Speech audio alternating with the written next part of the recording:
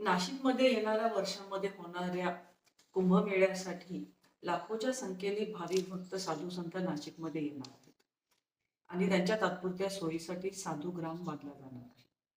आणि त्या साधूग्रामसाठी तपोवनातली जवळपास 1700 ते 1800 झाडं हे प्रशासनाच्या आणि शासनाच्या वतीनं तोडली जाणार आहेत. त्यांच्याकडून असं सांगण्यात येत आहे की एका झाडाच्या बदल्यात आम्ही 10 झाडं लावू आणि 10 वर्षांहून जुनी झाडं आम्ही तोडणार नाही. एका झाडाला वाचून पालन पोषण करून वाढवणं किती अवघड आहे हे आपल्याला माहिती आहे. नाशिककर आपलं तपोवन वाचवण्यासाठी, झाडं वाचवण्यासाठी, पर्यावरण वाचवण्यासाठी आणि पर्यायाने ऑक्सिजन वाचवण्यासाठी आंदोलन करत आहे. कारण का मनुष्यासाठी आवश्यक असणारा प्राणवायू ऑक्सिजन हा आपल्याला या झाडांपासूनच मिळतो. आज दिल्लीची काय अवस्था झालेली आपल्याला माहिती आहे. पोल्युशनमुळे लहान मुले 5वी पर्यंतची लहान मुले हे शाळेमध्ये जाऊन ऑफलाईन शिक्षण घेऊ शकत नाही. जी अवस्था कोरोनामध्ये झाली होती, कोरोना नसताना सुद्धा पोल्युशनमुळे आज दिल्लीची ती अवस्था झालेली आहे.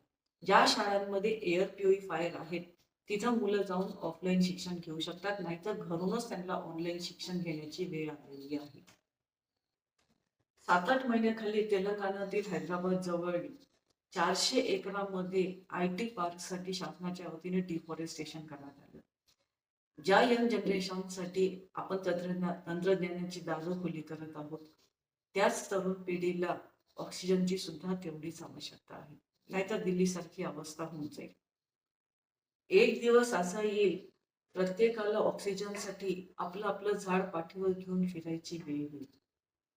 यावर तोडगा काढण्यासाठी शासनाने, प्रशासनाने आणि जनतेनं एकत्र बसून चर्चा करणं गरजेचं आहे. हा प्रश्न फक्त नाशिककरांचा नाही, हा प्रश्न पर्यावरणाचा आहे. त्या पर्यावरणामध्ये आपण सगळेच राहतो.